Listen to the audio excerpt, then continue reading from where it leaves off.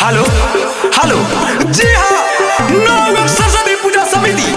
आप सभी का हार्दिक स्वागत करती है और करती रहेगी। जी हाँ, बोलिएगा सरस्वती माता, सरस्वती माता करे भाषा न मई के सबसे आगाहारी, डर लगे न कहीं करे मारा महारी, डर लगे न कहीं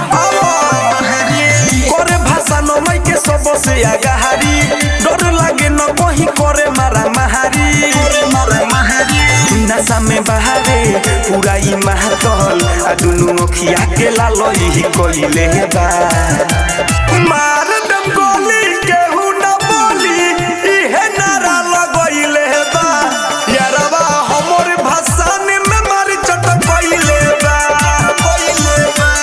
मार दम गोली केहू न बोली इहे नारा लगइले बा, यारवा हमर भाषण में मार चटकइले। हेलो हाँ, अभी सूचना मिला है, एक काका लड़के के हटा के रखो न तो लफुआ के टोली चलेला गोली, आई पुलिस थाना कुछ न बोली, देखी के हरकत बढ़ल जाता हमर परेशानी हो, छोटे उम्र बाबे माफ करे हो एहो श्रद्धा भवानी हो,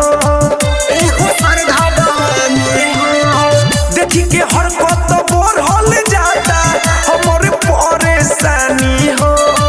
छोटे उम्र बाबे माफ करी हो एहो श्रद्धा भवानी हो, एकोरी फाटा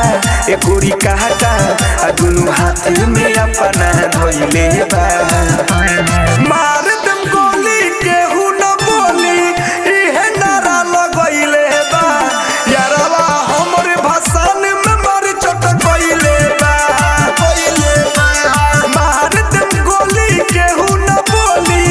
इहे नारा लगइले बा, यारवा हमर भाषण में मार चटकइले। हेलो हाँ, सुनिएगा जितने भी अपाची बुलेट हीरो होंडा वाला लड़का है उस साइड हो जाइए, हीरो बाजी नहीं दिखाइए, काहे कि लफुआ का टोला है और मार होने का चांस है। हमारा डर बड़ी लागता रे पीछे से गोइल बथाना हो, राजा नीतीश के का समझाई बजता डीजे पगाना हो, बजता डीजे पगाना हो, हमारा डर बड़ी लागता रे पीछे से गोइल बथाना हो, डीजे मुकेश के का समझाई बजता डीजे पगाना हो, सती सय अविनाश विकास चंदन आई तो सब के यहाँ बोलइले बा।